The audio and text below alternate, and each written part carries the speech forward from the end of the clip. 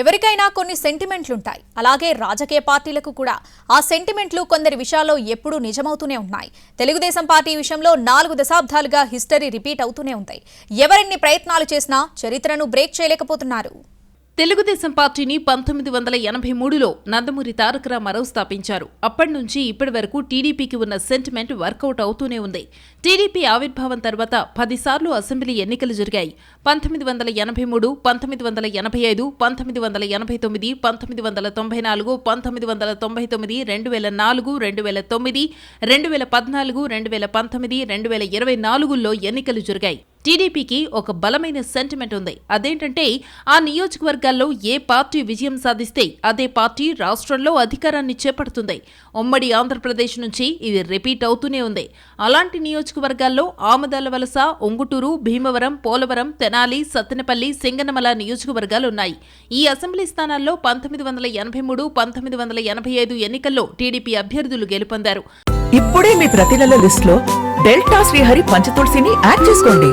Delta Srihari Panchatulasi packet తో పాటు చప్పరించే tablets ఫ్రీగా ఇస్తున్నారు.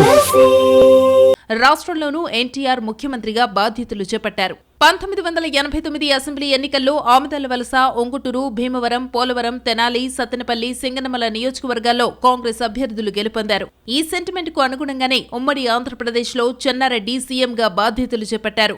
1994లో ఈ నియోజకవర్గాల్లో టీడీపీ అభ్యర్థులు గెలిస్తే ఎన్టీఆర్ మూడోసారి ముఖ్యమంత్రి అయ్యారు. 1999లో చంద్రబాబు నాయుడు నాయకత్వంలో తెలుగుదేశం పార్టీ ఎన్నికలకు వెళ్లింది.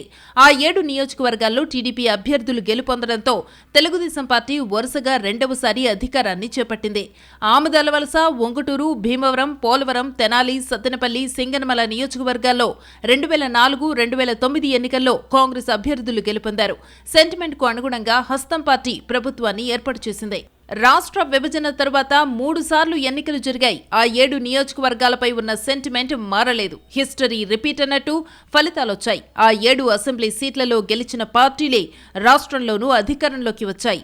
2014లో ఆమదాలవలస, ఉంగుటూరు, భీమవరం, పోలవరం, తెనాలి, సత్తెనపల్లి, సింగనమలలో టీడీపీ గెలిచింది. 2019 ఎన్నికల్లో వైసీపీ క్యాండిడేట్లు, 2024 ఎన్నికల్లో టీడీపీ అభ్యర్థులు గెలుపొందారు.